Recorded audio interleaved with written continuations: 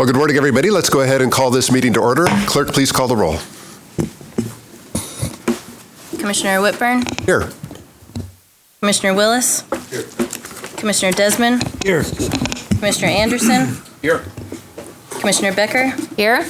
Commissioner White. Present. Commissioner McKenzie. Here. Alternate Commissioner Von Wilpert is absent. Alternate Commissioner Drake. Here. Alternate Commissioner McCann is absent. Alternate Commissioner Browning. Here.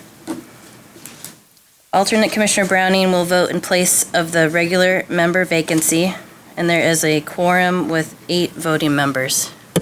Thank you very much, Clerk. Vice Chair Willis, would you please lead us in the Pledge of Allegiance?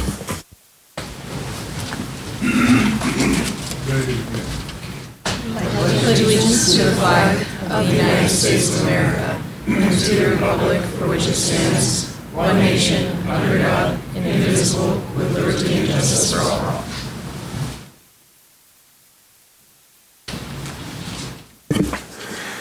Thank you, Vice Chair Willis. All right, let's begin with a review of today's agenda. Mr. Simons, is there anything that you would like to touch on for us this morning? So thank you, Chair, and good morning, Commissioners and guests. So the agenda itself is holding, so everything that was sent out earlier last week remains the case today. And just one supplemental piece of correspondence that we've provided for you with respect to 5G. 5G, though, in of itself is just information, so this is just additional information. Other than that, we are good to go. Thank you, Mr. Simons. Let's begin with non-agenda public comment. This provides an opportunity for anybody who would like to comment on something that is not on today's agenda but is within the purview of LAFCO. Clerk, do we have any public comment? We do. We have a public comment from Sharok Sarat Nehad, if I pronounced that name correctly. If I didn't, please forgive me, but please feel free to come up to the podium and begin when you're ready. Good morning. Yes, you did pronounce that pretty well. My name is Sharok Sadat Nejat. I live at 3713 Mount Ashman Place, San Diego, California, 92111. In 2021, my father's spouse died in that house. In 2023, my father died in that house. Last year, I pulled back about 15 to 20 square feet of the carpet of the house and discovered that the foundation of the house does not have a sealer. So basically, the person that built the house, his name is Harry L. Summers, and basically what he's done, he's taken a slab foundation of the house. When he put the slab down, on one corner, he sealed it. The rest of the, for the living area, there is no sealer. The city came in and inspected the foundation and allowed the project to move forward. I believe it contributed to the death of my father and his spouse. I looked up Mr. Harry L. Summers, Incorporated. His address is 4430 Cass Street, San Diego, California, 92109. That address does not exist. It's never existed. I've checked with the city property tax collector. There is no APN number associated with that address. I then went online and did some basic searches. This man used 4430 Cass Street on thousands of building applications in San Diego County. It includes Poway, Oceanside. He also built on Camp Pendleton. Many people's lives could be in danger because of this. I believe he did an advertisement or some kind of publishing for 232 brand new homes for sale. He did not provide a phone number on that publication for contact information. He only provided an address, and the address he provided is the address that's in question. This was published in the Desert Sun in 1974. My home was built in 1974. When I asked the city for a copy of the blueprint of my home, they said that it doesn't exist. There's foul play going on from the builder, from the city, even though it was 51 years ago, but there seems to be a cover-up going on what happened back then. For this man to put so many homes for sale in the newspaper and use fake information for his contact, those homes were never meant, and many other homes were never meant for the general public to purchase. I believe that there's military involvement here. The next door neighbor to my father's home, he's from Department of Defense. His specialty is soil. Our backyard is like a swamp. Another neighbor that's about 150 feet away, he works for the U.S. Navy NAVWAR, and we've had nothing but trouble with sound and sound waves in our home and around the home. Practically all my life that I've been there. We've been there since 1979. Thank you for your comment. May I have 1 minute extra? We're limiting comments for everybody this morning, but feel free to submit a written statement if you would like, or if you have more that you would like to share with us at next month's meeting, you're welcome to do that. May I leave my contact information with you guys? Absolutely. Okay, I definitely, who would I give it to? You can bring it to the clerk. Okay, thank you very much. Okay, thank you. Thank you for your testimony. Any other non-agenda public comment this morning? Seeing none, we will move to our consent items. Those are items 5A through 5G. Clerk, do we have any public comment on the consent items? No public comment. Okay, do we have a motion to approve the consent items? We have a motion from Vice Chair Willis. We have a second from Commissioner McKenzie. Any further discussion? Seeing none, clerk, please call the roll. Commissioner Whitburn? Yes. Commissioner Willis? Commissioner McKenzie? Yes, sorry. McKenzie? Commissioner White? Yes. Commissioner Becker? Yes. Commissioner Anderson? Aye. Commissioner Desmond? Yes. Commissioner Browning? Yes.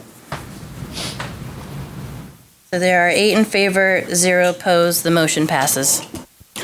Thank you very much, Clerk. All right, that brings us to our public hearing item this morning. That is item 6A, appointment of a public member and other possible actions. Do we have any opening remarks from staff on this item? Yes, Ms. Mumpower. I do have a presentation plan, if that's okay with the chair. Yes, please. Okay, thank you.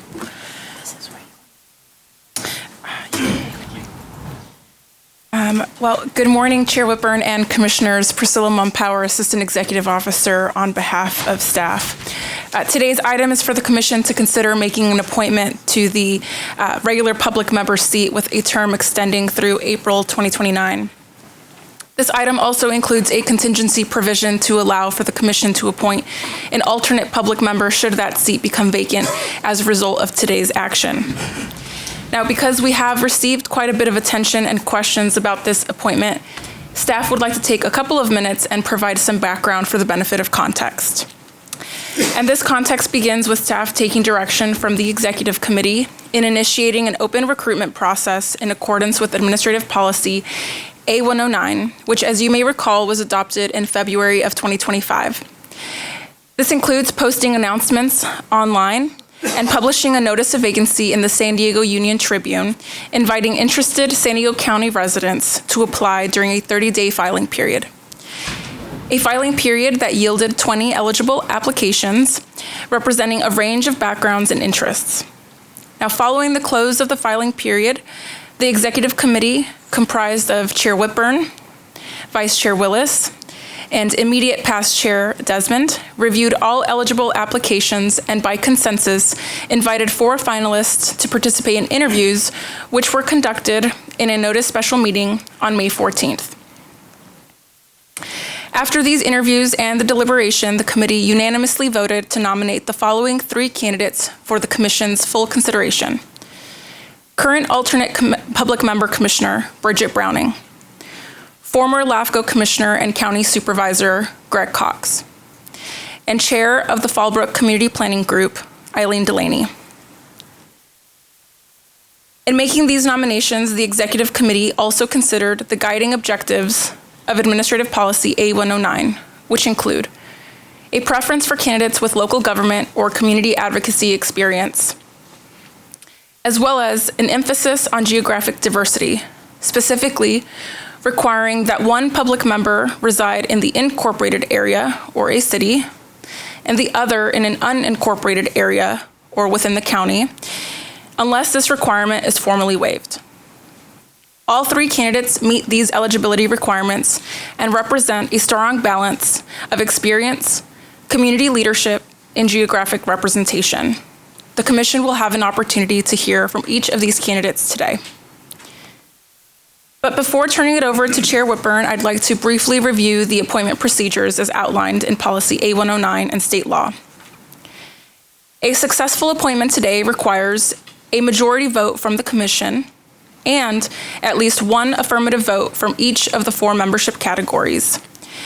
And these being the County of San Diego, the City of San Diego, the cities less City of San Diego, and the special districts.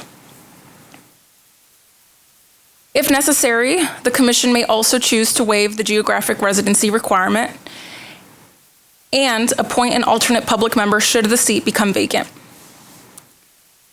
If neither candidate secures the required vote, a runoff vote will be held between the 2 candidates receiving the highest number of votes.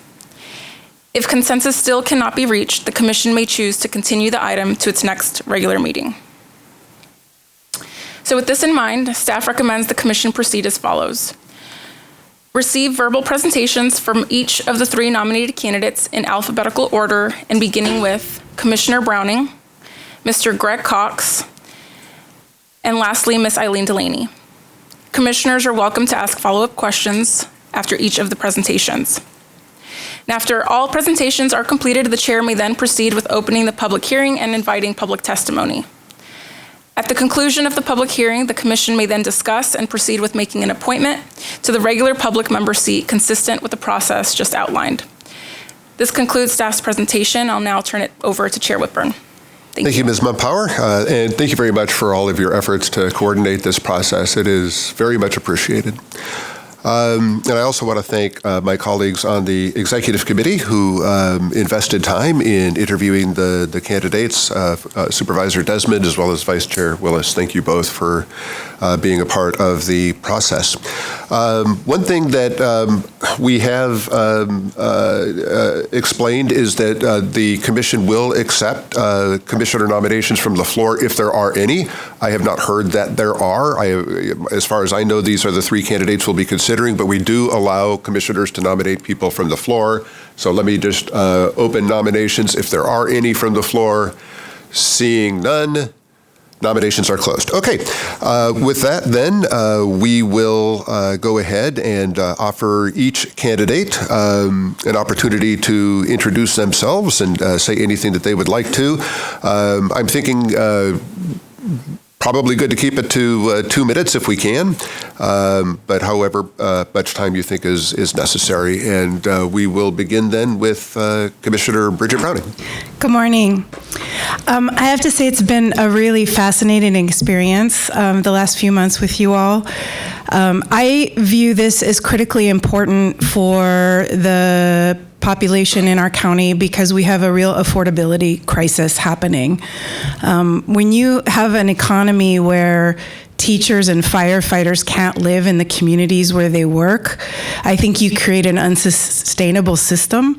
And I think we have the power to make decisions that could really address these affordability issues, which come across my career every day. I think that we need to be thinking about those people and how they pay their bills and how they continue to raise their families here.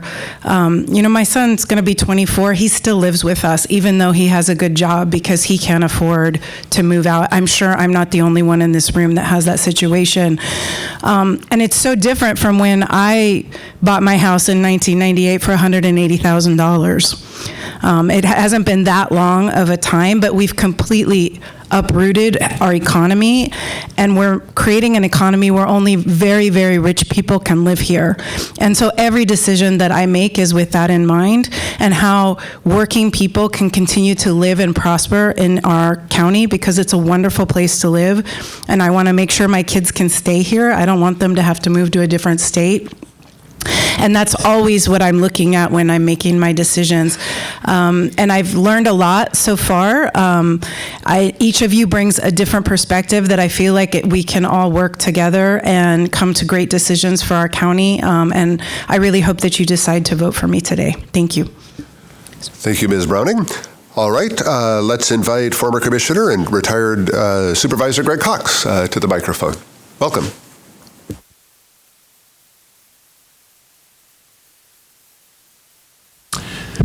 Thank you, Mr. Chair and members of the LAFCO Commission. I've had a wealth of experience serving on the Chula Vista City Council, 5.5 years, mayor of Chula Vista for 9 years, 26 years on the Board of Supervisors, and 1.5 years up in Sacramento as a director of local government.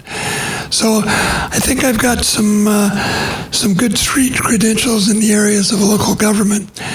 During my time on the LAFCO Commission, both as a regular member, as an alternate, I had a chance to participate in many of the important votes that you deal with each and every month. I've had a chance, obviously, to look at it from the city perspective, from the county's perspective. Have not served on a special district, but I had a chance to serve as president of the League of California Cities. During that time, I had a chance to serve on the Institute of Local Government. When I became a county supervisor, I worked to get CSAC, the California State Association of Counties, to become a member of the leagues. At one time, they called it the Institute for Local Self-Government. So I had a chance to serve on the ILG board, and during that period of time, I thought, well, this is ridiculous. It's called the Institute of Local Government, and special districts aren't there. So I worked with my colleagues to make sure that special districts were represented on the ILG board, and they have been for the last 12 years. I really look at what you do as extremely important. I've had a chance to work on annexations, on de-annexations. I've worked, probably one of the more interesting things was helping to eliminate one of your islands where the Greenwood Cemetery is. When I was on the Board of Supervisors, that one, we did it for a couple of reasons. The YMCA, Jackie Robinson was trying to expand their facilities, and they were having to go to the city of San Diego and the county of San Diego to get various permits. And so I worked with the city of San Diego and ensured that we got the ball rolling. That annexation, I think, was about 110 acres. And the city of San Diego very perceptively figured out that if the county was successful in that annexation, that the county would not be responsible at all for the Choyas Creek watershed.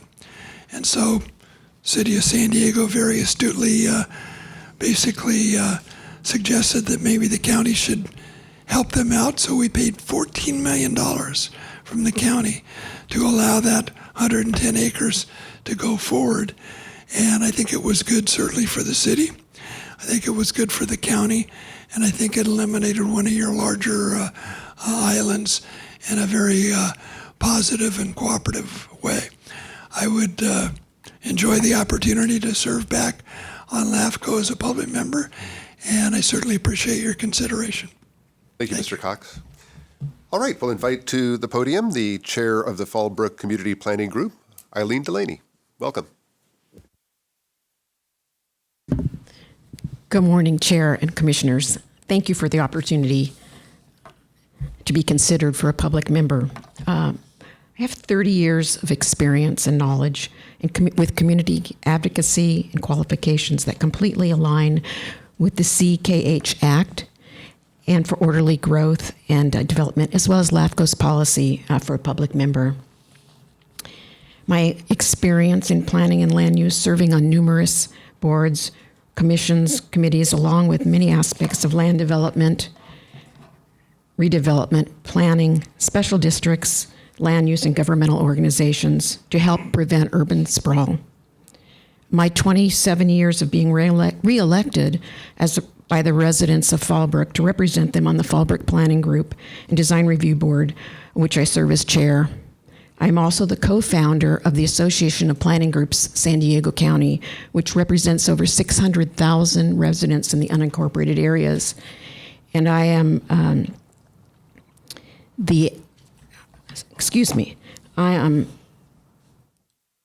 this is not a very good myself, I apologize that. Unincorporated areas, and I serve on the association alternate advisory board member on SANDAG. As I live in northern San Diego County, this would help promote LAFCO's goals to advance geographically balanced decision-making while complementing representation from the cities and urban areas, which I know have very different needs and concerns, and I appreciate that and would always remember that. The decisions we make today will affect our quality of life now and in the future for future generations. With my background and experiences, I would be able to seamlessly take up the role of the public member. Thank you, and I apologize for my little hiccup there. Thank you. Thank you, Ms. Delaney. All right. Before we open up the public hearing, let me see if there are any questions that the commissioners have for the candidates. If not, we'll go directly to the public hearing. We do have a question from... Just one comment. Go ahead. Just the magnitude of qualified people was amazing, including Greg Cox, Eileen Delaney, and the others. So it was a monumental task going through that. It's tough to narrow it down. It really is. Thank you, Vice Chair Willis. All right, seeing no further questions, we will open up the public hearing. We do have public comment. We'll take public comment here in the room first, and then we'll see if there is any additional public comment online. We will begin our public comment with David Leyva. Please feel free to come on up to the podium and make your comment. Just wish to not speak, but state his opposition. Oh, I'm sorry. Okay, that's right. This says, very good. What's he doing? Stating his opposition? Yes. He marked that he does not want to speak, but would like to register his opposition. Okay, thank you, Mr. Leyva, for being here and for submitting a slip. Okay, let's go to our next public commenters. They all have indicated that they would like to speak, and we will begin with Louisa McCarthy.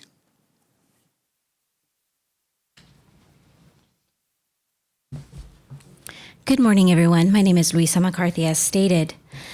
I'm here on item 6A. I represent the unincorporated community of Lincoln Acres. I'm the co-owner of La Vista Memorial Park and Mortuary, only the second oldest cemetery in San Diego County. I'm strongly opposed to the recommended alternatives for action. Alternative 1, and request that LAFCO San Diego adhere to their administrative policy A109. The LAFCO San Diego shall not waive administrative policy A109 to fill the vacant regular public member seat with an item extending through April 2029. I'm part of a coalition that formed in Lincoln Acres when we learned a residential property of 0.68 acres off of Sweetwater Road and Orange Street was annexed into National City. Nobody knew about it. It just creeped up. It was a clear example of spot zoning. That later, we found out that the mayor and his developer friends, the Bricos, and that was all discovered that they were working together to create this massive Empire State Building on a corner lot. Through a Public Records Act lawsuit, we come to hear that they're all working together to make it work. The project was to build a double-sided, if none of you know, I'm gonna let you know here what all was proposed. A double-sided gas pump, 24-hour car wash, 24-hour convenience store with a sale of hard liquor from 6 a.m. to 2 a.m., a 24-hour coffee shop restaurant, a 5,000 square foot basement to be used for 24 hours for what? Who knows? 5 residential units on top of a gas station. Where have you ever heard that? With mixed use for business. The project is currently on hold, but we know it will return. All of this to the potential of hurting cemetery funeral processions and the residents that live there right next door. It is a residential neighborhood. We need true representation. Perhaps the huge mistake made on December 2nd, 2019, LAFCO San Diego passed the RO 19-16 with a discretionary modification to add 50.5 acres to a 0.23 acres within an unincorporated Lincoln Acres community annexed into National City. This was under Mr. Cox's role in LAFCO. From the words of the President Abraham Lincoln, government of the people, by the people, for the people, shall not perish from this earth. I'm not impressed with political experience. I'm impressed with people doing the right thing for the people, not at the expense of the people. I hope you really think this one out. Thank you. Thank you, Ms. McCarthy. Next up, let's invite Doyle Morrison to the podium.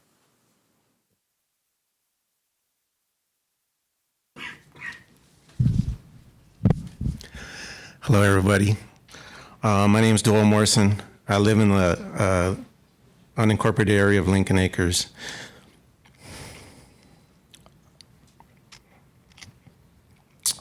I've lived there.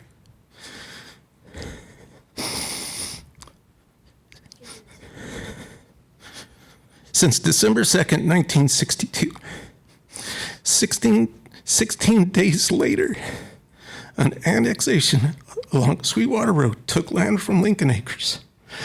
The land had houses on it. You see, Lincoln Acres was a clean boundary line between Chula Vista and National City. A look at that property and the Sweetwater Valley, and the boundary of Lincoln Acres looks a lot different today. The houses are gone, the lot is empty. The boundary lines looks like some kind of jagged animal character with inefficient lines, with dead-end streets, with 3 houses on one side in National City.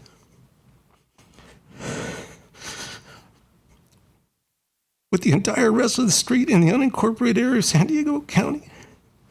Many of these inefficiencies are caused by LAFCO and the actions here. And although it's not this commission directly, I know it's been since 1963, many commissions. But the unincorporated area of Lincoln Acres has been under attack. The land that I was born to, the land where I live now. And I apologize for this. I got burned at work, and ever since then I've had PTSD issues. But I would like to request this commission to follow your policy 109 and appoint a public member's seat from the unincorporated area or as an alternative, and not waive the geographical requirement, so that the unincorporated area will have some representation in this process. Thank you, Mr. Morrison. Our next public commenter is Alicia Morrison.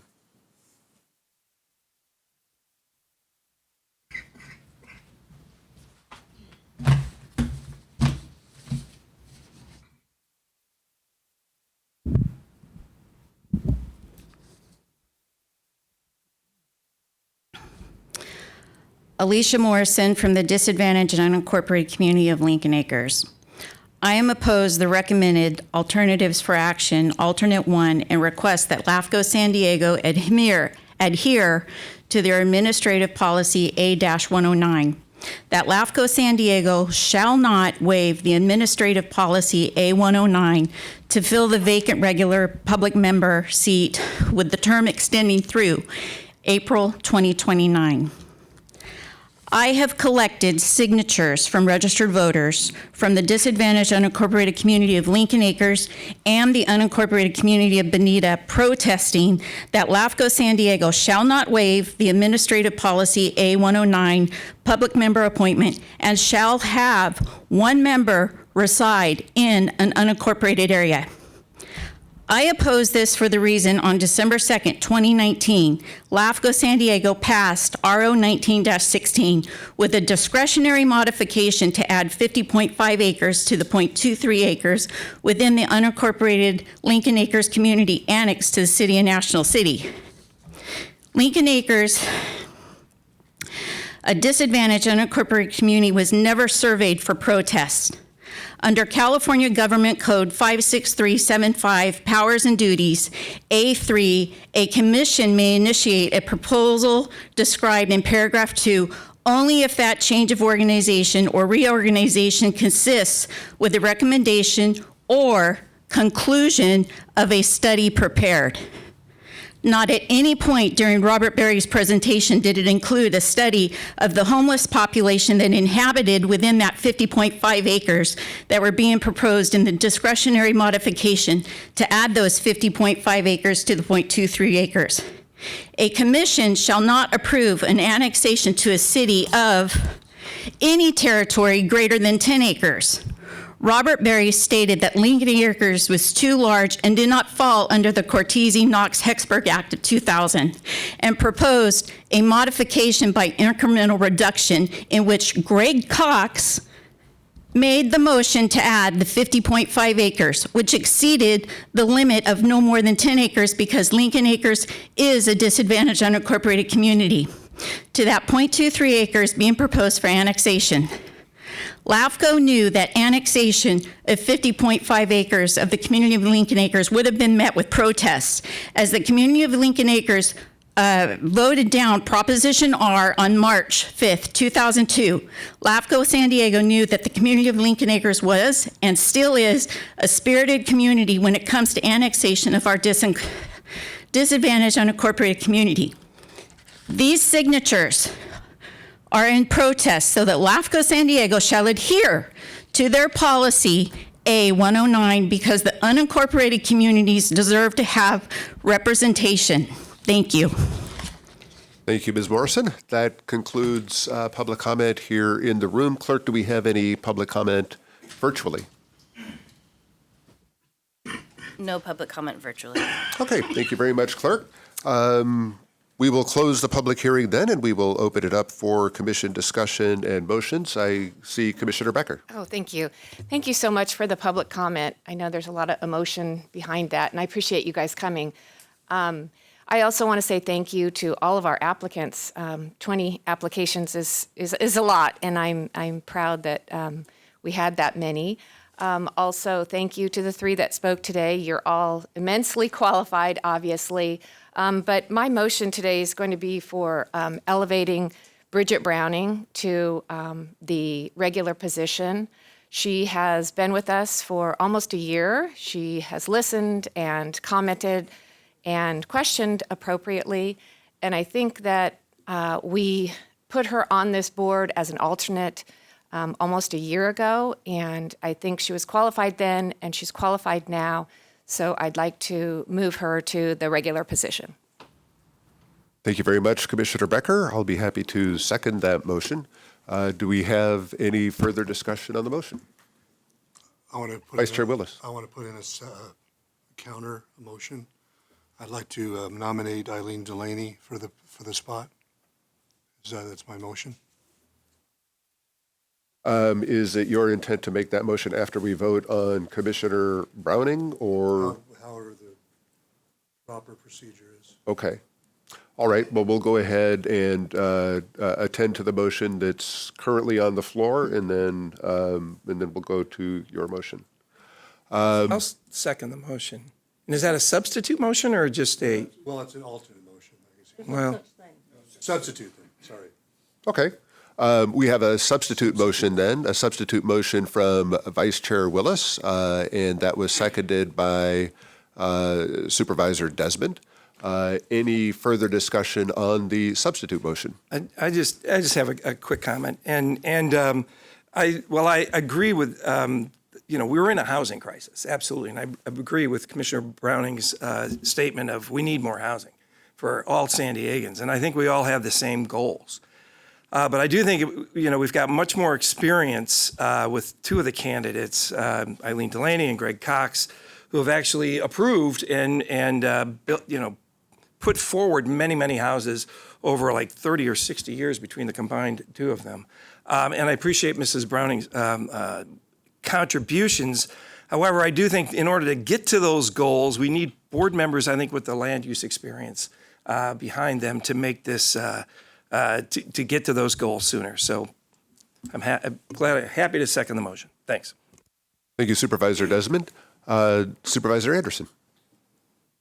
Could we just have a quick review? I thought a lot of people are going to be watching this meeting on how the vote is counted, because we have to get it from 4 categories. And so perhaps Keene could just walk the public through this. Thank you, Commissioner Anderson. So the question is, how does the vote get tallied? So there are two thresholds, as Commissioner Anderson referenced. There are 4 distinct funding categories on LAFCO. So under statute, there needs to be an affirmative vote from each of those 4 categories. And Priscilla mentioned, and they're up on the slide behind me, we need an affirmative vote from at least one member of the county representatives, 1 member from the special districts, 1 member from the at-large cities, and then 1 member, and there is only 1 member, from the city of San Diego. That threshold, in addition to obviously the majority vote as well, and keep in mind, and it's not an issue today, but it's referenced in your report, LAFCO has a floor of always requiring at least 4 affirmative votes to move anything. So again, to Commissioner Anderson's point, a successful motion requires an affirmative vote from all 4 of these categories behind me.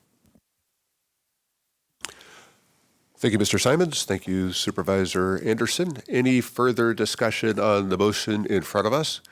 All right, to repeat the motion in front of us is it's a motion by Vice Chair Willis, seconded by Supervisor Desmond, to elect Eileen Delaney to the position of regular public member.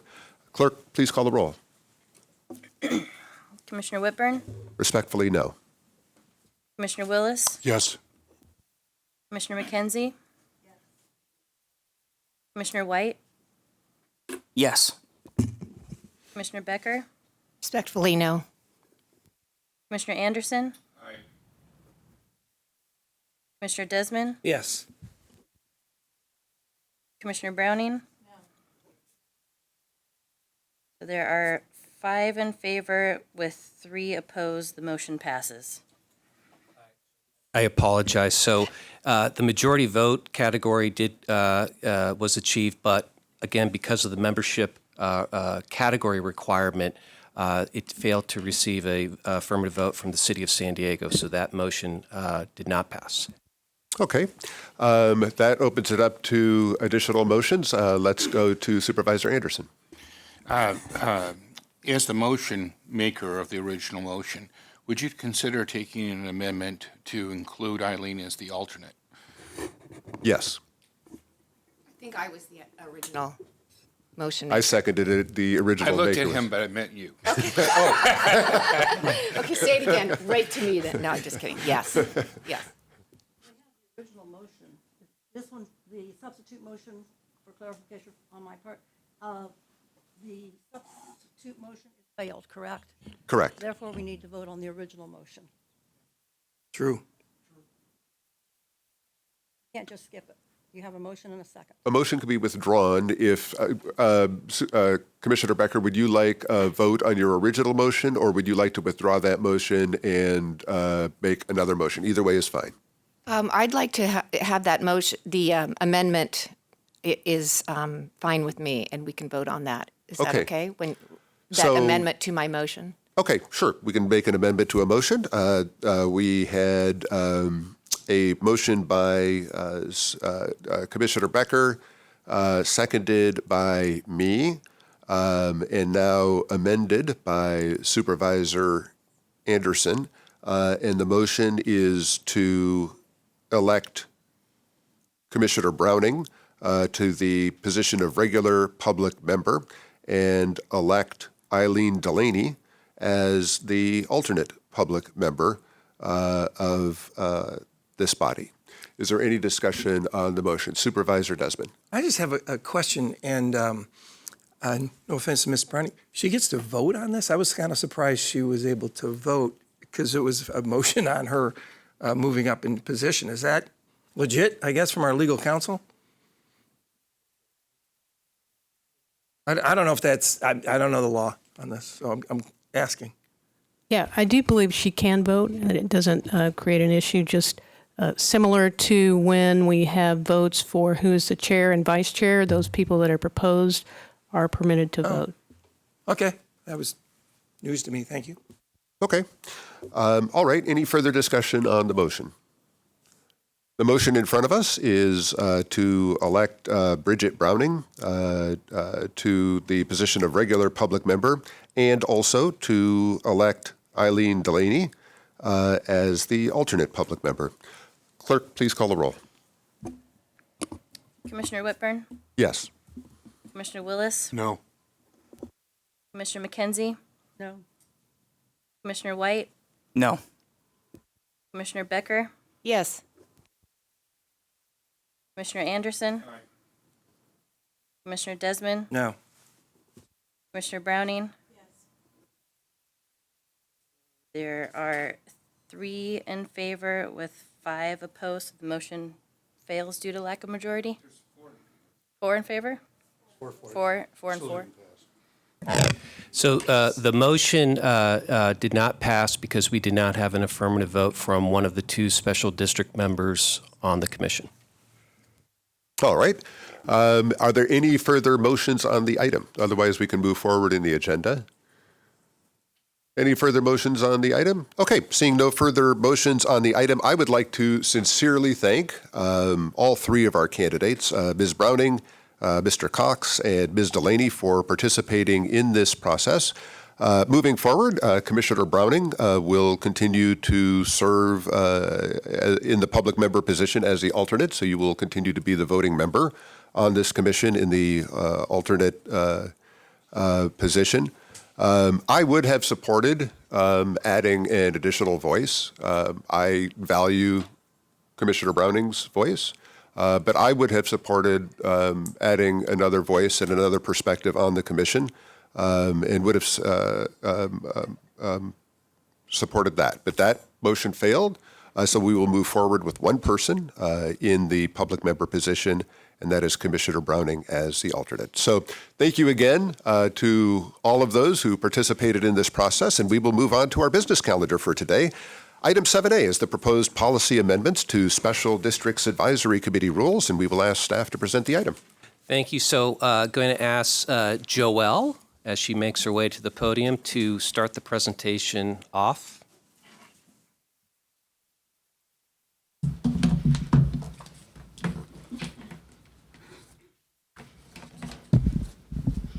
All right. Good morning, Chair Whitburn and fellow commissioners. So Joelle Barilla, Analyst 1, and for the record and on behalf of staff. So this morning before the commission are proposed amendments to the governing rules of the Special Districts Advisory Committee. This item is part of the Commission's adopted work plan and current fiscal year work plan set as project number 25, which involves conducting a comprehensive policy review of the Advisory Committee's rules. So on the screen here, I just wanted to provide you with some brief background on the Special Districts Advisory Committee. It was established back in 1971, and this committee specifically serves as an advisory body to San Diego LAFCO, making recommendations to support special district appointments and provide guidance on growth management. Since the committee's rules were adopted in 1971, the rules have been amended 11 times, with the last update occurring in March 2018. And as part of the current work plan, staff was directed to review and update the rules to ensure their continued relevance and effectiveness. Consistent with established committee rules, the committee may amend these rules at any regular or special meeting by simple majority vote. And once approved by the committee, and as the final step, the amended rules must be presented to the commission for final approval. Now, during the Special Districts Advisory Committee meeting in September of 2024, the committee approved the formation of an ad hoc committee to assist LAFCO staff in the policy of the review of the rules. So that ad hoc committee has convened twice, and it includes 6 members shown up here. We have Chair Kim Thorner from Olivenhain Municipal Water District, Paul Bushy from Leucadia Wastewater District, Al Lau from Santa Fe Irrigation District, Dave McQueen from Rancho Santa Fe Fire Protection District, and Mark Roback from Otay Water District, and Oliver Smith from Valley Center Municipal Water District. The ad hoc committee presented the proposed changes to the full Special Districts Advisory Committee at the committee's last meeting on April 18th, which led to unanimous approval of the amendments. So with this context in mind, I will now pivot and highlight the key modifications being proposed with the full copy of the recommended amendments included in your agenda packet with track changes. So looking at the screen, amendment highlights include clarifying that the committee advises the commission and expand its purpose to include making recommendations on MSRs in support of the commission's core responsibilities. We also want to reduce the number of committee members from 16 to 15 members. We've changed the committee composition language to broaden the criteria for seat eligibility to encompass all special districts. Next, under selection procedure, we altered the election process to occur biannually, which will start in January of 2026. So the first cohort will consist of 8 members who will be selected based on the longest expired terms. Then the subsequent election will be held in January of 2028 and will include the remaining 7 members based on the most recent expired terms. Moving on to the schedule of meetings, we are shifting the committee meeting schedule from the last month of each quarter, which was March, June, September, and December, to the first month of each quarter, which is January, April, July, and October. The next highlight is under quorum, which we are amending a quorum from 5 members to 8, constituting a simple majority vote. Lastly, under amendment, we are adding language that these rules may be amended by simple majority affirmative vote by the committee, followed by final approval from the commission at the next available meeting. And very lastly, we are including a clause to review these rules every 5 years or as needed to ensure relevance and effectiveness. All of these amendments combined represent the committee's commitment to ensuring that they have broad special district representation on the committee and to ensure their effectiveness and relevance in making recommendations to the commission. So with that, staff is recommending approval of the Special Districts Advisory Committee rules as presented. And before I turn it back to the chair, I do just want to verbally mention that we received feedback from Commissioner McKenzie on making some adjustments. So I will just verbally state that right now. So Commissioner McKenzie has stated that she would like to add Section C, term of membership, to make explicit the election of Special Districts Advisory Committee shall be done before November of this year to get seated then in January of 2026. She would like to expand Section B, which is the statement of purpose, to add another statement to say that the Special Districts Advisory Committee shall collaborate with local California Special Districts Association chapter to receive input on all related interests. And lastly, Section 8 under amendment, making explicit that it's a simple majority of the whole and striking affirmative. And so with that, I will turn it back to Chair Whitburn. Thank you. All right. Thank you very much. Clerk, do we have any public comment on this item? No public comment. I make a motion we go with Yes. the proposed amendments. All right. We have a motion from Vice Chair Willis to approve the staff recommendation. Any further? Do we have a second to the motion? All right. We have a. Go ahead. Yes. One of the other comments that I had was under item D, on the schedule of,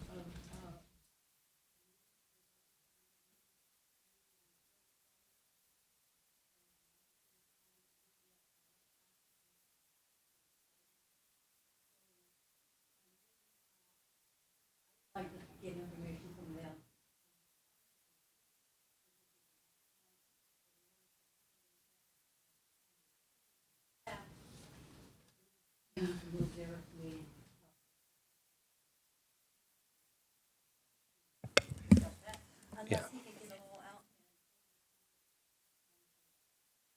So thank you, Commissioner McKenzie. The question is, can we sync up the meetings of the Special Districts Advisory Committee so that when they meet now in this proposed schedule, that we can get the timely results of that discussion that they have at the advisory committee to the commission at the next meeting.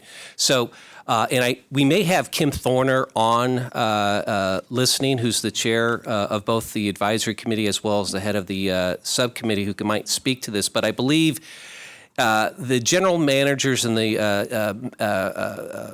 elected board members to the Special District Advisory Committee, this was the best opportunity for them to sync up their schedule. So what I could commit at staff is that on a quarterly basis, we provide you an update on the most recent discussion of the Special Districts Advisory Committee, and by way of email, following their most recent meeting, we can send out, kind of a Cliff Notes discussion. So that hopefully can bridge the information gap, which I understand, and it's a fair comment. So if that's a good workaround, we can commit at staff to that. So in other words, you can send out your Cliff Notes after. Yes. And then they'll be on. Yeah, whenever the next meeting is. So you'll have them in advance, and then you can take them as formal information at the next meeting. Okay. My only concern was getting them 2 months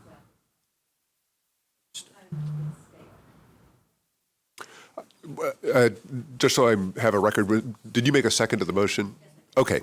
All right, we have a motion from Vice Chair Willis, a second from Commissioner McKenzie. Is there any further discussion on the motion? I apologize. So I see Kim Thorner on our screen. If it would indulge the chair, if she could just make a couple of comments. The chair would be happy to be indulged. Thank you, sir. Kim, you're on. Oh, absolutely. Thank you. I had a big, beautiful speech, but as it's already first and seconded, I'll probably skip that. Kim Thorner, General Manager, Liebenheim Water. I've actually been on the advisory committee since 2008 and chair since 2015. I want to thank Joelle for guiding us through this process. To answer Commissioner McKenzie's question, this schedule was specifically picked in order to enhance attendance. Apparently, there is a standing fire meeting that was problematic. So we picked the new schedule to enhance attendance. I also want to mention that the end result of these changes should get you more frequent vetted recommendations from the advisory committee, which I believe is going to make us more useful to you. So I just thank you for the opportunity to comment to that today. Thank you also to Joelle, Keenan, Priscilla for your diligent work and guidance on this. Thank you, Ms. Thorner. All right, if there is no further discussion on the motion, we have a motion from Vice Chair Willis, seconded by Commissioner McKenzie. Clerk, please call the roll. Commissioner Whitburn? Yes. Commissioner Willis? Yes. Commissioner McKenzie? Yes. Commissioner White? Yes. Commissioner Becker? Yes. Commissioner Anderson? Commissioner Desmond? Yes. Commissioner Browning? Yes. So they're 8 in favor, 0 opposed. The motion passes. All right, that takes us to item 7B, the proposed Moody Lemon Avenue out-of-agency wastewater services, and we'll invite staff to present the item. Thank you, Chair Whitburn, and good morning, Commissioners. Michaela Peters, Analyst 2 for the record. So the item before you is a request received from the City of La Mesa on behalf of an interested landowner seeking authorization to provide new outside of agency water services to a single parcel located in the unincorporated Valle de Oro community. So the parcel in question is approximately 0.3 acres, currently undeveloped, and as you'll see on the screen, immediately adjacent to the city's incorporated boundary and its sphere of influence. The service request is intended to support the development of one single-family residence and an accessory dwelling unit consistent with county zoning regulations. So due to the location of this parcel, and as I will further detail, this item requires commission approval under Government Code Section 56133 and triggers 2 primary determinations. 1, that an out-of-agency service is preferable to annexation given current local conditions, and 2, that the service extension addresses a public health and safety need. So as you know, under LAFCO statute and local policy, cities cannot extend services beyond their boundaries without LAFCO approval. And while these extensions are generally considered in anticipation of future annexation, they may also be approved to mitigate threats to public health and safety. So in this case, staff determined that formal consideration from the commission is more appropriate than executive officer approval due to the nature of the request and its proximity to municipal boundaries. So based on that information, there are 4 central policy questions to guide your review. Is an out-of-agency service preferable to annexation? Does the request address a public health and safety concern? Is adequate capacity and infrastructure available? And are any discretionary terms or conditions appropriate? So as for our analysis and as detailed in the agenda report, your staff believes the Commission can affirmatively address all 4 considerations. Specifically, while annexations are the preferable method under LAFCO law, local conditions justify an out-of-agency service extension as the most effective means to provide wastewater services, given annexation would not be orderly or efficient at this time, and given the potential creation of an island. So to address the public health and safety need, the parcel's small size and soil constraints make on-site wastewater treatment impractical. And additionally, La Mesa has confirmed this extension is in the interest of public health and safety for both the parcel and neighboring properties, and have confirmed a city-owned sewer main already exists off Lemon Avenue and is the most viable option for safely accommodating wastewater. In addressing La Mesa's capacity to serve the parcel, wastewater service is readily available, and the projected demand of 480 gallons per day is well within La Mesa's available system capacity, representing just 0.145% of unused capacity. And lastly, in addressing terms and conditions, staff recommends applying standard approval terms only, although it is common practice to require a future annexation filing. Staff believes this condition is not appropriate here due to the parcel's location and current land use context. So based on that information, staff recommends the Commission take the following actions. To 1, approve the out-of-agency wastewater service authorization between the City of La Mesa and the landowners, and to authorize the Executive Officer to file a Notice of Exemption under CEQA Guidelines Section 515319B, since the project accommodates no more than 2 dwelling units, qualifying for a categorical exemption. So that concludes my presentation, and I'm available for any questions you may have. Thank you. Thank you. Clerk, do we have any public comment on this item? No public comment. All right, let's open it up for commissioner discussion and a motion. Any opposition to this? Proposal, any opposition? We heard from any opposition of anybody? Oh, did we receive any? No, we did not. Okay, then I make a motion, we approve the action. Second. Okay, we have a motion from Vice Chair Willis and a second from Commissioner Becker to approve the staff recommendation. Seeing no further discussion, clerk, please call the roll. Commissioner Whitburn? Yes. Commissioner Willis? Commissioner McKenzie? Yes. Commissioner White? Yes. Commissioner Becker? Yes. Commissioner Anderson? Commissioner Desmond? Yes. Commissioner Browning? Yes. There are 8 in favor, 0 opposed. The motion passes. Thank you. Item 7C is the legislative report, and we will ask staff to present the item.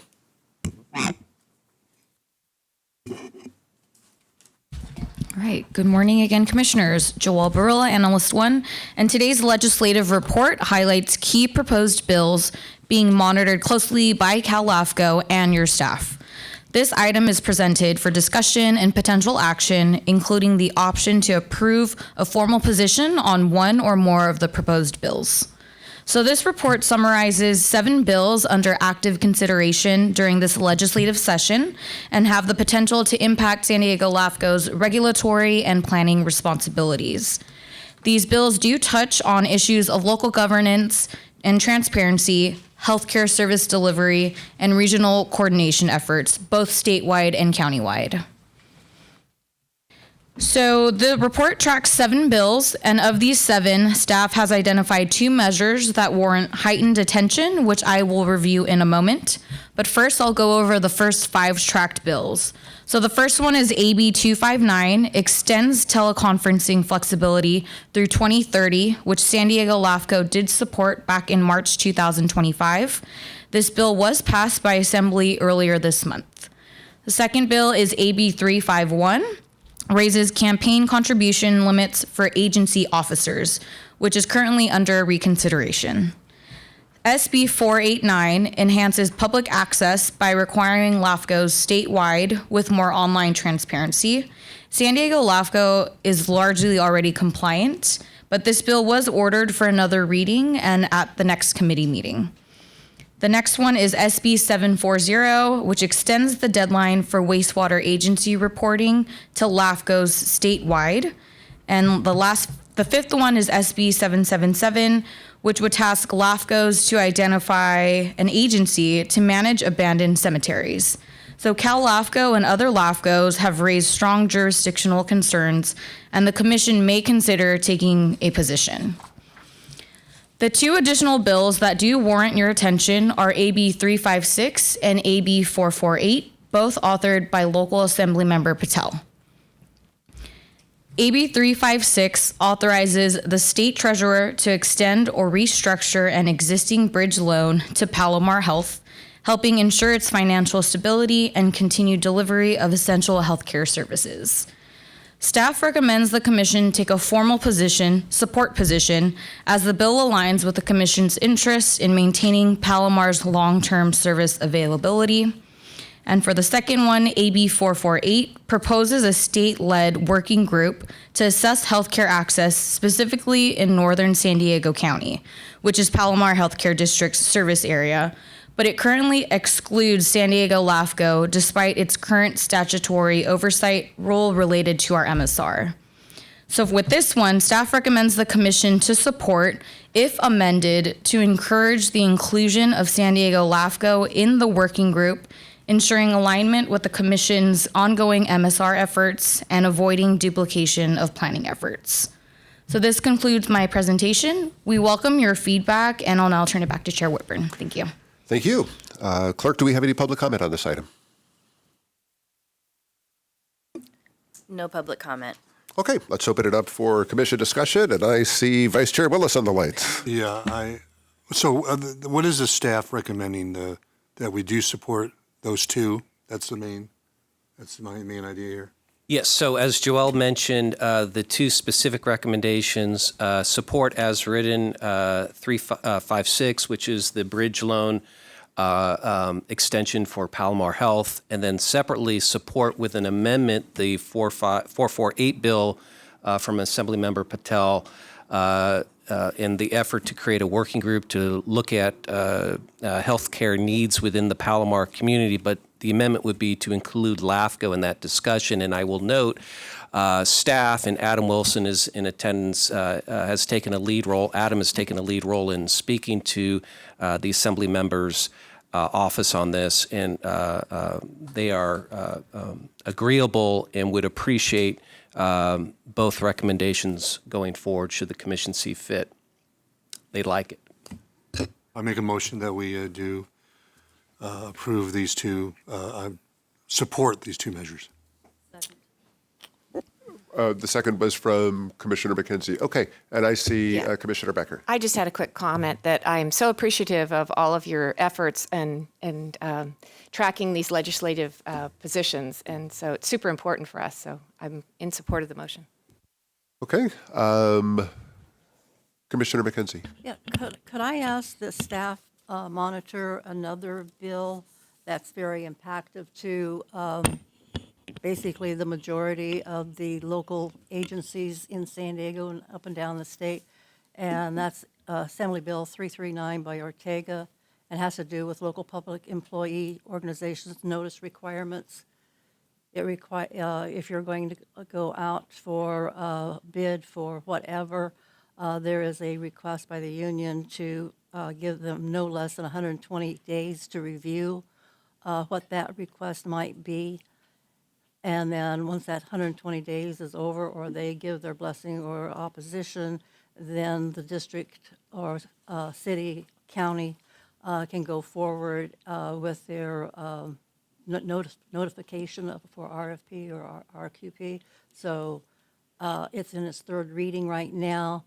So it's after the third reading, then it goes to the Senate. So it's a very impactful bill, not necessarily to LAFCO in and of itself, as these are, but for those that we serve. So if they can put that on their radar. Joe, so your main argument here is they have enough time to really properly review it?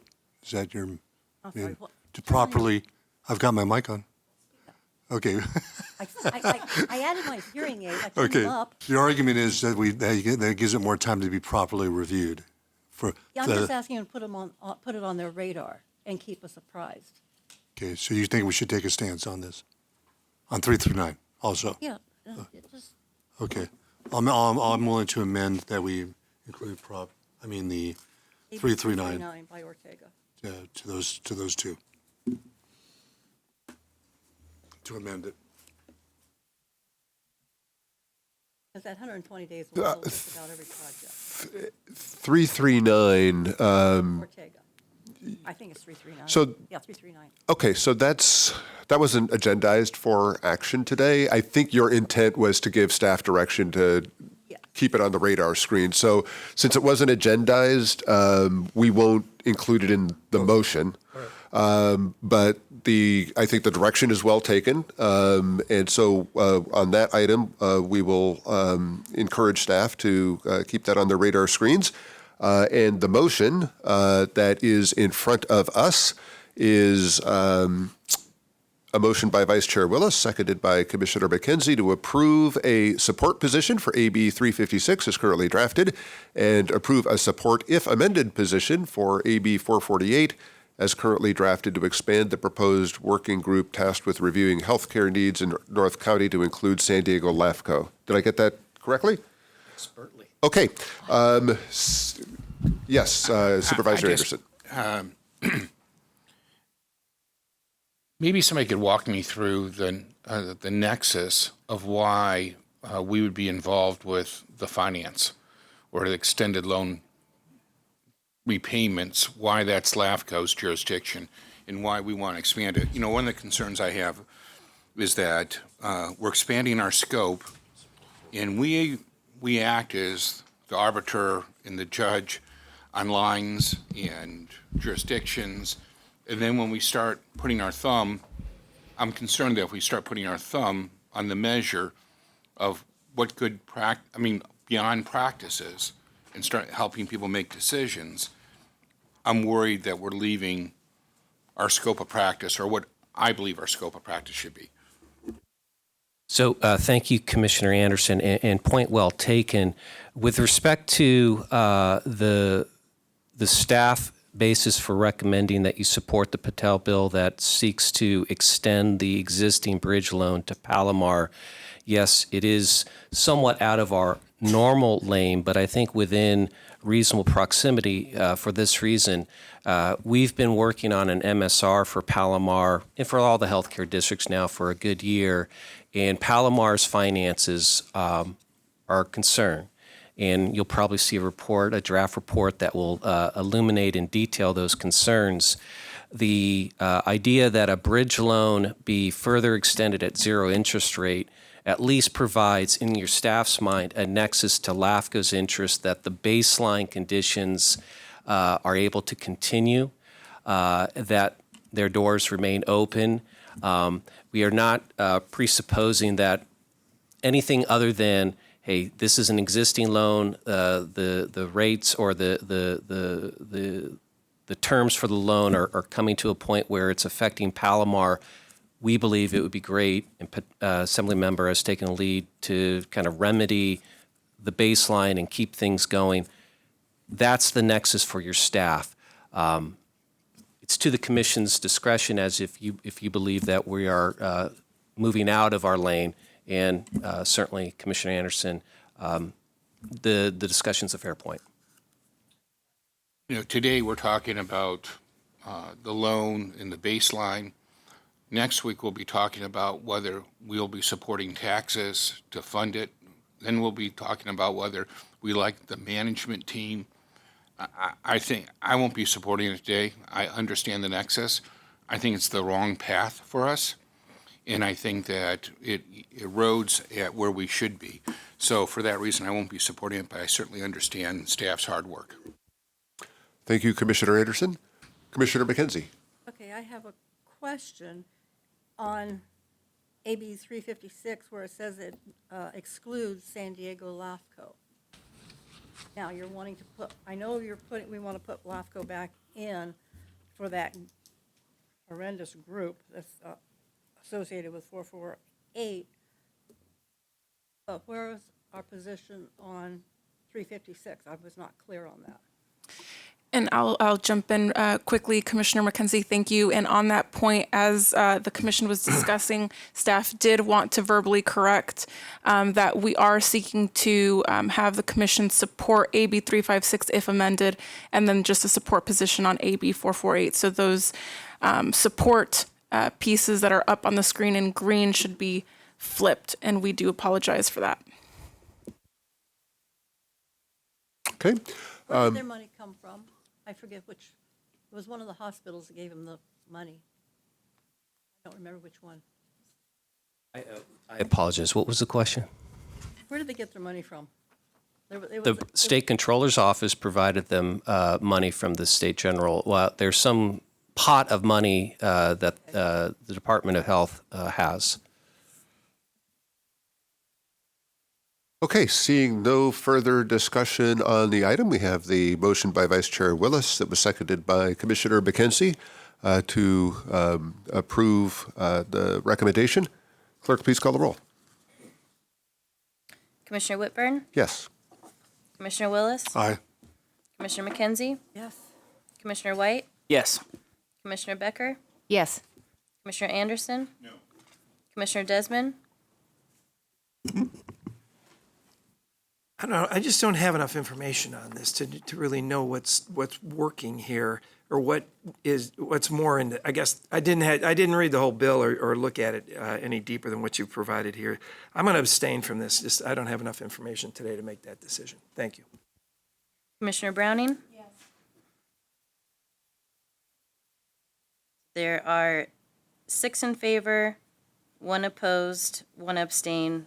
The motion passes. Thank you, Clerk. That takes us to item 7D, which is a fee waiver request and related actions for the proposed Pauma Valley Community Service District Island Annexation.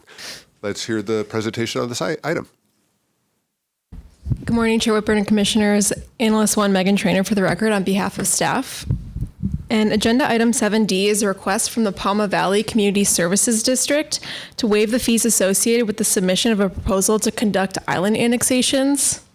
The total monetary value of the fee waiver is $8,326.50, based on the assumption that the annexation would proceed without requiring protest proceedings. And as for the associated proposal, it involves the annexation of 9 unincorporated parcels, collectively 19 acres, that are entirely surrounded by the district and lie within the district's sphere of influence, as you can see on the screen. And Pauma Valley CSD currently provides 2 primary services, wastewater and security services, and all 9 parcels currently receive and are billed for both wastewater and security services.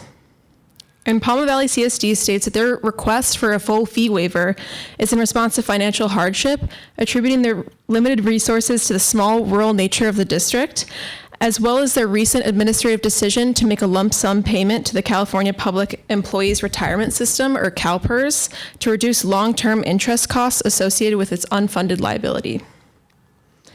Now, given past practice to support the streamlining of public services by districts in unincorporated rural areas, plus the financial precarity expressed by Pauma Valley CSD, staff recommend the Commission consider the waiver request and potential alternatives, including a partial fee reduction or extended payment plan, and take action as deemed appropriate. This concludes my presentation, and I'll now turn it back to Chair Whitburn, and I'll defer to Vice Chair Willis for any additional comments. Thank you. All right. Vice Chair Willis, do you have any additional comments at this time? As I'm sure many of you know, I visit every district. And in this particular case, I was there this day when they were discussing this. And I often wonder sometimes with this special districts that have smaller budgets, how in the world they afford this. So I will be supporting the waiver on this. And I listened carefully to what they had to say, and I think this will help them a lot. Thank you. Thank you, Vice Chair Willis. Before we open it up to further commission discussion, let's see if there's any public comment on this item. Clerk? We do have Eric, is it Steinlich? Yes. General Manager. Please proceed, Mr. Steinlich. First off, good morning to the Board of Directors. I appreciate you giving me the opportunity to speak. I want to also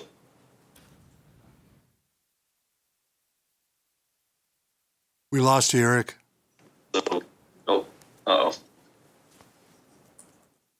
Can you hear me now? Barely. Try it again. Is that a little better? Yes.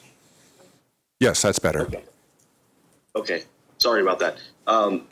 As I was saying, I just wanted to thank Mr. Willis for taking the time to visit the district, educate both me and the board, and consider our position and where we're at right now. I also want to thank the LAFCO staff. You guys are really on it. You guys are efficient. You guys get it done very quick. Really appreciate it. Going back to the presentation by LAFCO staff that really covers the situation for the district, I recently just presented a fiscal year budget to the board with their direction that was almost at $250,000 of a deficit. We've had irregular rate raises. We've had this past administrative decision to pay off the unfunded liability, and that's left us with very little to no reserves. And we have a cost of service plan to conclude in October. So we're just in a very tight budget position. So I appreciate any consideration towards this item. Thank you. Thank you very much. All right, let's open it up to any additional commissioner discussion. We'll begin with Commissioner Becker. Thank you. Thank you so much for the presentation, and thank you, Commissioner or Vice Chair Willis, for bringing this to us.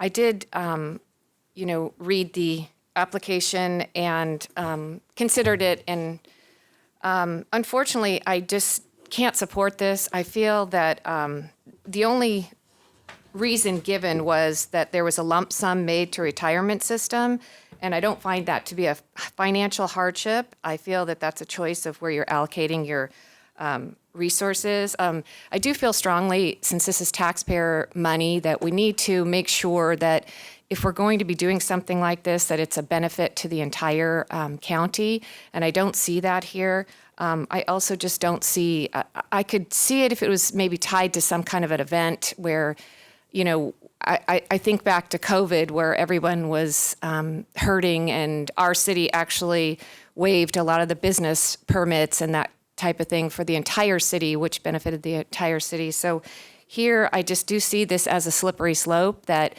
I feel that all of the cities have a right then to come forward and say, we'd like to, have a little bit of a reduction in cost and that type of thing. So unfortunately, I'm not going to be supportive of this motion or of the item. Thank you, Commissioner Becker. Any further commissioner comment? Commissioner McKenzie. Yes, I'll support Commissioner Becker's comments. I think it's a slippery slope, whether it's $5,000, $2,000, or $20,000 or more. Once we start giving away and eating away at our reserves, which we've been very frugal on, the next person coming in, they're going to want a, reduction. What I would like to propose for discussion at this time is relevant to one of the comments in the letter, is that we go on a payment plan. You can divide this into 12 months, 18 months, and you're looking at $400, $500 a month to be able to pay this, rather than having to write a check for $6,405 next Wednesday. I think this is doable, and yeah, we're all in a tight budget. We're all in a tight squeeze, and basically that's when special districts go into a rate study to determine what their rates need to be in order to keep the district moving and solvent. So, and it's always a hard decision to make, because that basically means raising rates. I've never seen anybody decline rates. It's always raising rates, and if for no other reason, it's just simple economics. So I would like to go ahead and make a motion that we direct staff to come up with a payment plan that works for LAFCO and for the district. Thank you, Commissioner McKenzie. Any further commissioner comment? I have a question. Yes, Commissioner Desmond. Why are there 9 islands in this district? There's 9 parcels, and it's spread over islands within the district. So they're different parcels, so they have not been part of the district? I'm just curious why they weren't, or it just seems weird looking at this map, how this came to be. How'd you get a map? Well, I'm just looking at that one up there. Oh, there. Those are just 9 different parcels. Those are households. Is that what those are? Some of them, because I see the golf course. Yeah. So as I Megan lost a ball mentioned, in one of those parcels. But anyway, go ahead. so there are 9 parcels, all with single-family residences. They're divided for the most part in the larger of the 3 areas highlighted on the map. As to Commissioner Desmond's brass tacks question, how did we get to this point? I don't know. This district's been here a while. It predates LAFCO, I believe. And so are the residents opposing this, or are they, I guess, the annexation? Is there any, there's really just comes down to the fees of annexing it into the district. I get that, but is there any opposition from the folks that live? Through the chair, if I could direct that question to Eric. Eric, are you still online? So thank you, Eric. So the question from Commissioner Desmond, what is the temperature of the affected landowners within these 9 subject parcels? Are they agreeable to annexation? Any input to date? There's only been a little bit of input from a couple different residents through the board directors, and those 2 understand that all these parcels receive sewer service, so that they are billed for it, and they're aware, at least these 2 that the board director spoke with, they're aware that those are district services, and that if you're not annexed into the service area, then you technically cannot be compliantly rendered these services. So nobody is going to want to see the bill for a septic tank being installed. So we haven't gotten further than these informal conversations with these 2 parcel owners. We don't foresee, we don't think that they'll oppose it because they all are dependent on the sewer. I guess, okay. And I'm sorry, just to go back to Mr. Desmond's question, our attorney said the same thing when he looked at this. Because they're all within the gates. You got a good attorney. Okay. All right, I'd support a payment plan or something like that even 0 interest or whatever, because you're right. If we start waiving fees, it never ends. Thanks. Okay, thank you, Commissioner Desmond. All right, we have a motion by Commissioner McKenzie to direct staff to work with the district to set up a payment plan, seconded by Commissioner Desmond. Any further discussion on the motion in front of us? Does that also include a partial fee reduction?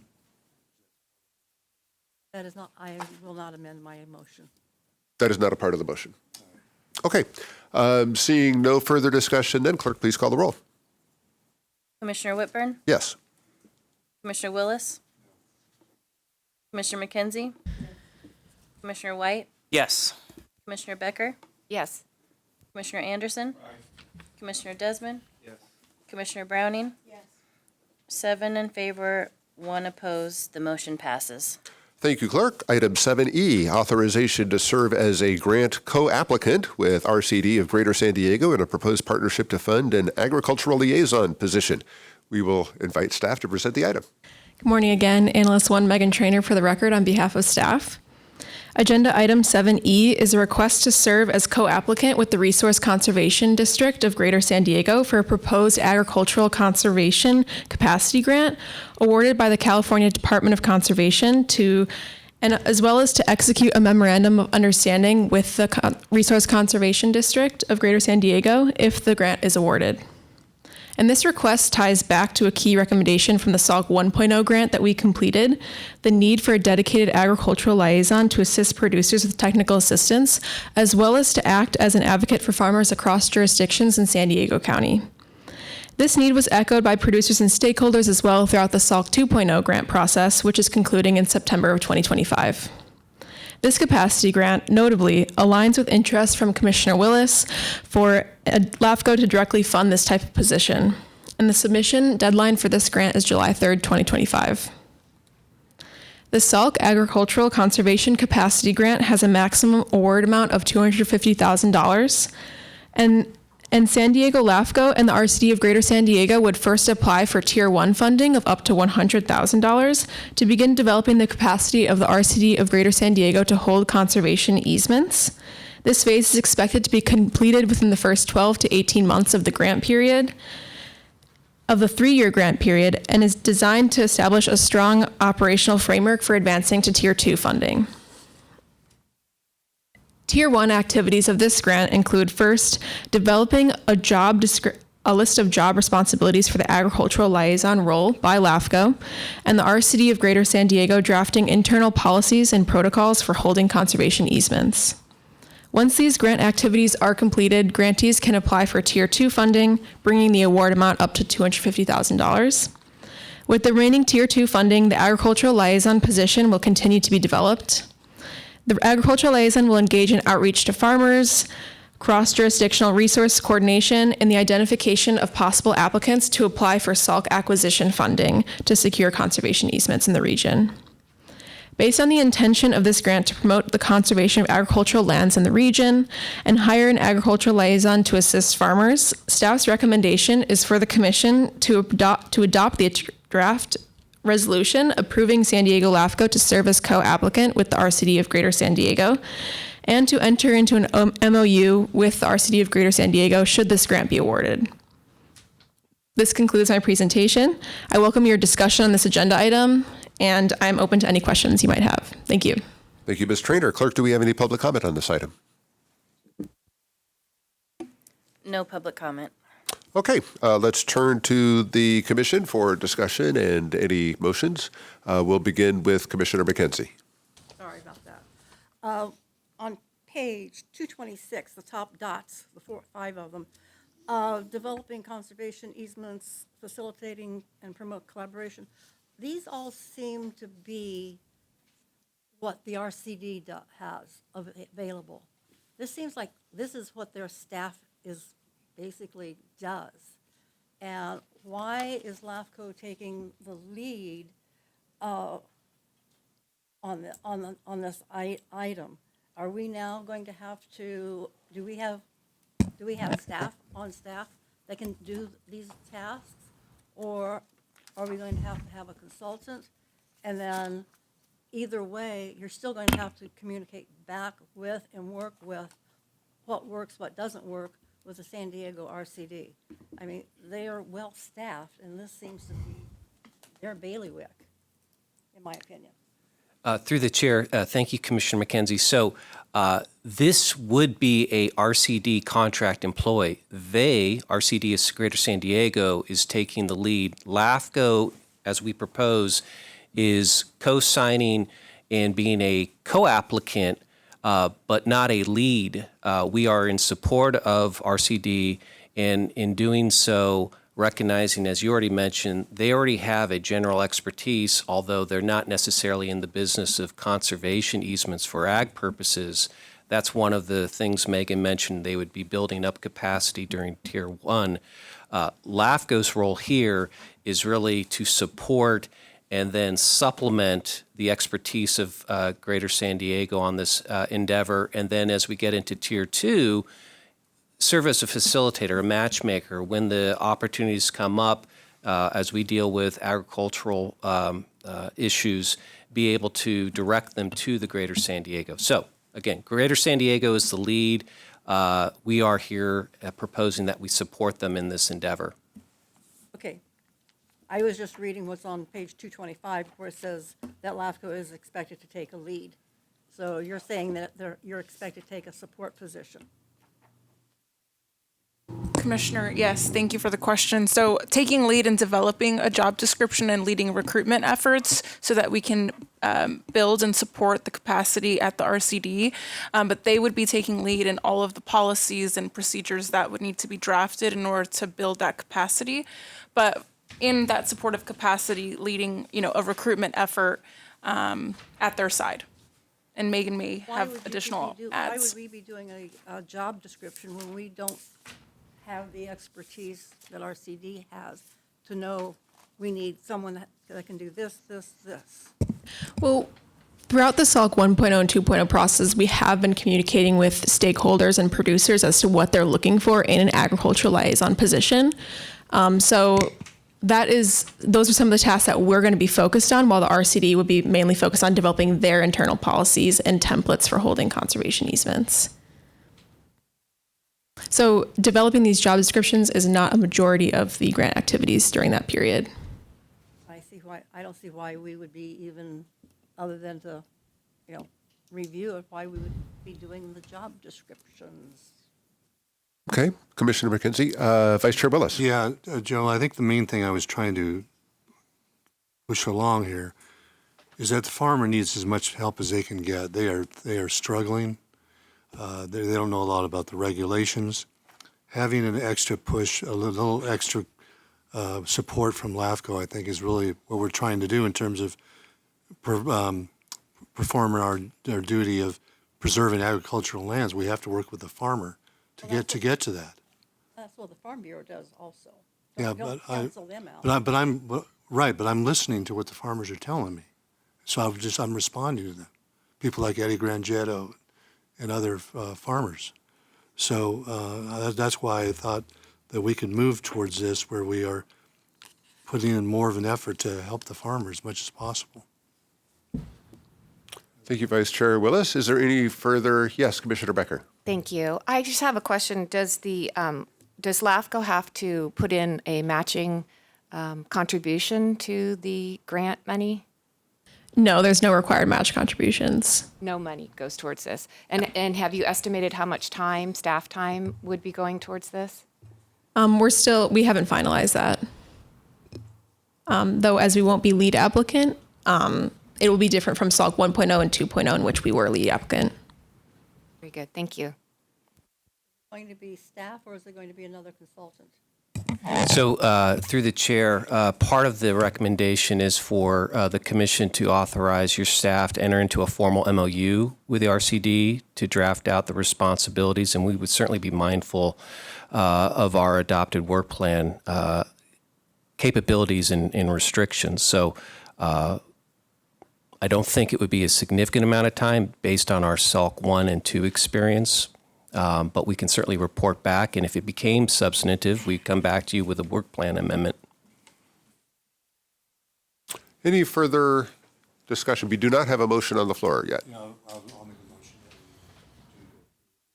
I just want to make one more comment about that. The other thing I'm hearing out there with a lot of the smaller districts is that for these small districts, they don't know much about grant writing. They need help with grant writing. So I was trying to apply this for this position. For the liaison job. So anyway, I make a motion that we do approve it. All right, we have a motion from Vice Chair Willis to approve the staff recommendation. I'll second it. All right, we have a second from Commissioner White. Any further discussion? Just a couple quick questions on my part. Is there any financial commitment from LAFCO San Diego? I haven't heard of one yet. Yeah, since there's no match funding required, no financial commitment required from San Diego LAFCO other than staff time. Okay, and it is the belief of staff that the staff time associated with this would not interfere with other items on the work plan? Yes. Okay. All right. Seeing no further discussion, clerk, please call the roll. Commissioner Whitburn? Yes. Commissioner Willis? Yes. Commissioner McKenzie? Yes. Commissioner White? Yes. Commissioner Becker? Yes. Commissioner Anderson? Commissioner Desmond? Yes. Commissioner Browning? Yes.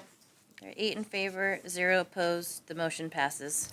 Thank you. Item 7F is a report on the 2025 CALAFCO Staff Workshop, and we will invite staff to present the item. Yes, thank you. Good morning again, Commissioners. Michaela Peters, Analyst 2 for the record. So this item is provided for informational purposes only and continues our past practice of updating the Commission following major LAFCO-related events. So LAFCO staff had the opportunity to participate in the 2025 CALAFCO Staff Workshop, which was held from April 30th through May 2nd at the Temecula Creek Inn. And this year, 4 of your staff members represented the team attending 1 full day of the workshop with the opportunity to participate in 7 different sessions. And those details can also be found in your attachment 1 if you would like to check that out. So in addition to attending, staff presented in 2 sessions showcasing our agency's innovative approaches to municipal service reviews, as well as steps LAFCOs can take to have a bigger role in agricultural land conservation. So I personally had the opportunity to participate in the general session titled Tips to Improve the MSR Process. And in this session, I shared San Diego's hybrid approach to MSRs. And this hybrid model combines consultant-prepared technical analyses covering services such as water, wastewater, fire and emergency services, as well as regional transportation and housing. So while maintaining internal responsibility for overall project management and preparation of remaining MSR components. And you might see a familiar face in there if you can actually see that photo from where you're sitting. To the right, we've got our prior analyst, Carolyn Aaron-Neiman, and I'm joined also by 2 Northern California EOs. So as for our second session that we participated in, analysts Megan Trainer and I co-led a breakout session alongside Jesse Davis, who is a chief planning manager for the city of Ukiah, titled Balancing Growth and Green, LAFCO's Role in the Future of Agriculture. And Megan provided a wonderful overview of the CKH statutes that define LAFCO's role in conserving agricultural land, tying this responsibility to broader goals like environmental justice and sustainable development. And she highlighted San Diego LAFCO's 2020 agricultural policy, which goes beyond preservation to actively support the enhancement of agriculture, and showed how it shaped the Commission's decision for the Fallbrook Rainbow reorganization. She also shared practical tools LAFCOs can use to support ag preservation, including requiring agricultural preservation plans, conducting vacant land and absorption studies, and implementing farmland mitigation strategies when conversion is proposed. And then Jesse Davis to the left in that photo presented a successful collaboration between the city of Ukiah and Mendocino LAFCO that preserved 750 acres of agricultural and open space land, which is a great example of interagency coordination in action. And I wrapped up the session by sharing San Diego's progress under the Sustainable Agricultural Lands Conservation Grant, highlighting key outcomes from SALC 1.0 and 2.0, and then offering a preview of what's ahead in SALC 3.0. So overall, these sessions offered a great opportunity for professional development, and I think our team came back with fresh ideas and insights that we're excited to apply in future projects. So that concludes my presentation, and I'm happy to take any questions. Thank you very much. Thanks for representing us, each of you. All right, do we have any public comment on this item? I have one question of our EO. Okay, we don't have any public comment. Let's go to Vice Chair Willis for a question of the EO. Jumping the gun on that, doggone it. All right. Mr. EO, does this mean we are warming up to CALAFCO since we collaborated with them on this? We are staying friends. Okay. All right. Any further commission or discussion? This is an informational item, so no motions are necessary. Seeing no further discussion on the item, let's move to item 8, which is, thank you again for the presentation. Item 8 is the Executive Officer Report. Thank you, Chair. So just a couple of administrative items. Erica Sellen is about a week away from joining the double-digit tenure team at LAFCO with Du New over there. You will be celebrating your 10th work anniversary, so I wanted to congratulate Erica for that. Yes. When Erica first arrived from SeaWorld, she was an employee. She was without husband and child, and now she has both. So she has done quite well for herself. Then a couple of other items. I failed to mention at our last meeting with Chris Cade in attendance that, of course, that was going to be Chris's last meeting. He's now off over at the regional chamber. I am pleased to note, however, that we have brought on Pat Buteller to replace Chris in our intergovernmental affairs and resources. Many of you know Pat. He apologizes he wasn't able to attend today, but all of you should be hearing from Pat shortly as he gets his feet stabilized here in getting up to speed on all things LAFCO. And then last but certainly not least, I wanted to comment that Joelle will be taking some time off as she is going to be bonding with baby soon. So we look forward to seeing with Joelle and her new addition perhaps by the end of the year. So Boy or girl, Joelle? Surprise. Oh, okay. So with that said, staff will continue to keep moving on, but appreciate all the assistance from current staff and consultants. So thank you, Chair. Thank you, Mr. Simons, and congratulations all around. Are there any commissioner announcements or requests for future items? I just have one. Yes, Commissioner McKenzie. Well, it's relevant to Commissioner Willis's concern about RCDs and farmers and so forth, is that last week, the California Special District Association Finance Corporation, we did approve a funding mechanism for RCDs in that Ridgeline Municipal Strategies is going to act as the principal, and there are two banks, Tri-City Counties and Umpqua, that will be able to finance the dollars in between getting the actual money for the grants. I think as we all know, grant money doesn't come the day after you sign the paperwork. You have to go and start the work, and there's very few contractors that can wait 3 to 4 months to get paid. I term this as a bridge loan. In other words, they can get the money. It's up to the bank to go ahead and fund it.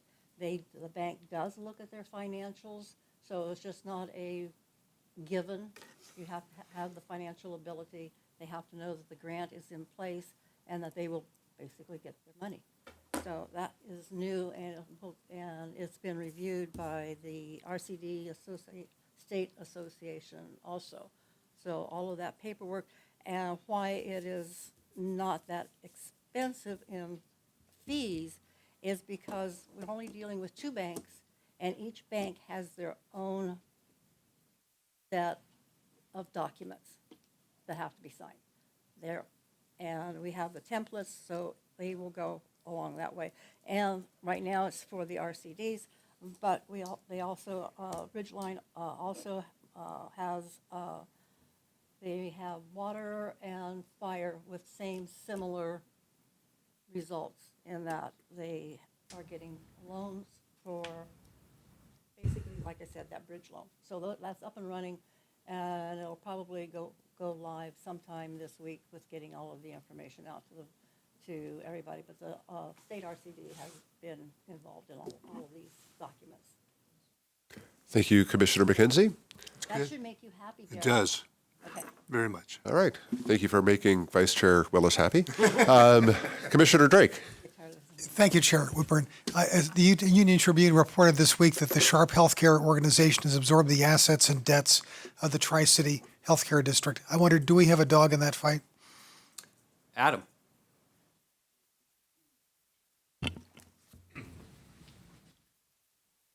Morning, Commissioners. Adam Wilson, consultant to San Diego LAFCO. For the record, to answer your Commissioner, we don't have a dog in the fight, but heavy interest. As you know, we're in the middle of our municipal service review for the 4 healthcare districts. That is certainly good news from the onset to hear that they are partnering with another provider to help their financial solvency. So something absolutely newsworthy and will be incorporated into our analysis. Thank you. Just a follow-on question. Sharp also has a relationship with Palomar, if I understand it. Yeah, I think for some clinical services, they have a partnership with Sharp as well. Thank you, Commissioner Drake. Just a quick comment here. Oop, this thing's getting away from me. The LAFCO voting system never ceases to amaze me. How one entity, one person, it just happens to be our chair at this time, can negate a 5-3 vote. of the board. So just my 2 cents. Thank you. Thank you, Commissioner Desmond. Is that at the local level or is that LAFCO code at the national level or state level? That's a statutory provision. All right, any further commissioner discussion? Seeing none, thank you to my colleagues on the commission for the meeting today. Thank you to staff. Thank you to the public participation. We are at the end of the agenda, and this meeting is adjourned.